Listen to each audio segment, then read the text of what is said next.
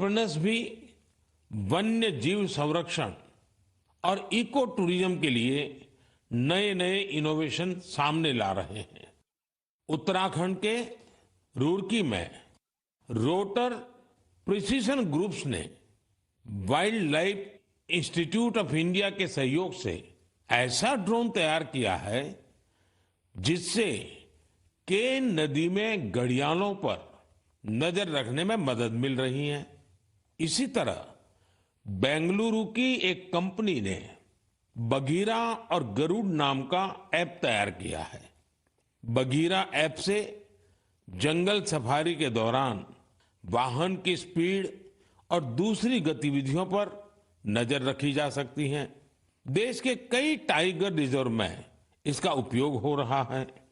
Artificial intelligence और internet of things पर आधारित गरुड़ ऐप को किसी सीसीटीवी से कनेक्ट करने पर रियल टाइम अलर्ट मिलने लगता है। वन्य जीवों के संरक्षण की दिशा में इस तरह के हर प्रयास से हमारे देश की जैव विविधता और समृद्ध हो रही है। साथियों, भारत में तो प्रकृति के साथ तालमेल हमारी संस्कृति का अभिन्न हिस्सा रहा है। हम हजारों वर्षों से प्रकृति और वन्य जीवों के साथ सह अस्तित्व की भावना से रहते आए हैं। अगर आप कभी महाराष्ट्र के मेलघाट टाइगर रिजर्व जाएंगे तो वहां स्वयं इसे अनुभव कर सकेंगे। इस टाइगर रिजर्व के पास खटकली गांव में रहने वाले आदिवासी परिवारों ने सरकार की मदद से अपने घर को होम स्टे में बदल दिया है। ये उनकी कमाई का बहुत बड़ा साधन बन रहा है। इसी गांव में रहने वाले कोरकू जनजाति के प्रकाश जामकर जी ने अपनी 2 हेक्टेयर जमीन पर 7 कमरों वाला होम स्टे तैयार किया है। उनके यहाँ रुकने वाले पर्यटकों के खाने पीने का इंतजाम उनका परिवार ही करता है। अपने घर के आसपास उन्होंने औषधीय पौधों के साथ आम और कॉफी के पेड़ भी लगाए हैं। इससे पर्यटकों का आकर्षण तो बढ़ा ही है, दूसरे लोगों के लिए भी रोजगार के नए अवसर बने हैं। मेरे प्यारे देशवासियों, जब पशुपालन की बात करते हैं तो अक्सर गाय भैंस तक ही रुक जाते हैं, लेकिन बकरी भी तो एक अहम पशुधन है जिसकी उतनी चर्चा नहीं होती है।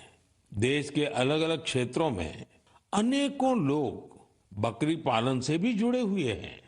ओडिशा के कालाहंडी में बकरी पालन गांव के लोगों की आजीविका के साथ साथ उनके जीवन स्तर को ऊपर लाने का भी एक बड़ा माध्यम बन रहा है। इस प्रयास के पीछे जयंती महापात्रा जी और उनके पति बीरेन साहू जी का एक बड़ा फैसला है। ये दोनों बेंगलुरु में मैनेजमेंट प्रोफेशनल्स थे, लेकिन इन्होंने ब्रेक लेकर कालाहंडी के सालेभाटा गांव आने का फैसला लिया। ये लोग कुछ ऐसा करना चाहते थे जिससे यहाँ के ग्रामीणों की समस्याओं का समाधान भी हो, साथ ही वो सशक्त भी बने। सेवा और समर्पण से भरी अपनी इसी सोच के साथ इन्होंने माणिकस्तु एग्रो की स्थापना की और किसानों के साथ काम शुरू किया। जयंती जी और बीरेन जी ने यहाँ एक दिलचस्प माणिकस्तु गॉट बैंक भी खोला है। वे सामुदायिक स्तर पर बकरी पालन को बढ़ावा दे रहे हैं। उनके गोट फार्म में करीब दर्जनों बकरियां हैं। माणिकस्तु गोट बैंक इसने किसानों के लिए एक पूरा सिस्टम तैयार किया है। इसके जरिए किसानों को 24 महीने के लिए 2 बकरियां दी जाती हैं। 2 वर्षों में बकरियां 9 से 10 बच्चों को जन्म देती हैं। इनमें से 6 बच्चों को बैंक रखता है, बाकी उसी परिवार को दे दी जाती हैं जो बकरी पालन करता है। इतना ही नहीं, बकरियों की देखभाल के लिए जरूरी सेवाएं भी प्रदान की जाती हैं। आज 50 गांवों के 1000 से अधिक किसान इस दंपत्ति के साथ जुड़े हैं। उनकी मदद से गांव के लोग पशुपालन के क्षेत्र में आत्मनिर्भरता की ओर बढ़ रहे हैं। मुझे ये देखकर बहुत अच्छा लगता है कि विभिन्न क्षेत्रों में सफल प्रोफेशनल्स छोटे किसानों को सशक्त और आत्मनिर्भर बनाने के लिए नए नए तरीके अपना रहे हैं। उनका यह प्रयास हर किसी को प्रेरित करने वाला है। मेरे प्यारे देशवासियों, हमारी संस्कृति की सीख है परमार्थ परमो धर्मः, यानी दूसरों की मदद करना ही सबसे बड़ा कर्तव्य है।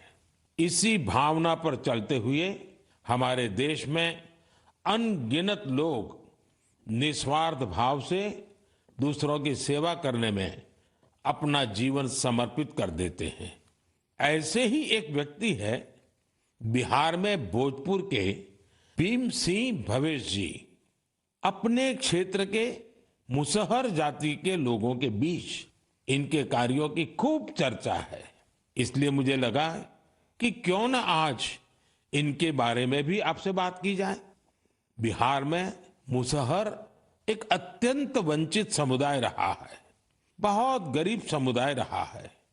भीम सिंह भवेश जी ने इस समुदाय के बच्चों की शिक्षा पर अपना फोकस किया है ताकि उनका भविष्य उज्जवल हो सके। उन्होंने मुसहर जाति के करीब 8,000 बच्चों का स्कूल में दाखिला कराया है। उन्होंने एक बड़ी लाइब्रेरी भी बनवाई है जिससे बच्चों को पढ़ाई लिखाई की बेहतर सुविधा मिल रही है। भीम सिंह जी अपने समुदाय के सदस्यों के जरूरी डॉक्यूमेंट बनवाने में, उनके फॉर्म भरने में भी मदद करते हैं। इससे जरूरी संसाधनों तक गांव के लोगों की पहुंच और बेहतर हुई है। लोगों का स्वास्थ्य बेहतर हो, इसके लिए उन्होंने 100 से अधिक मेडिकल कैंप लगवाए हैं। जब कोरोना का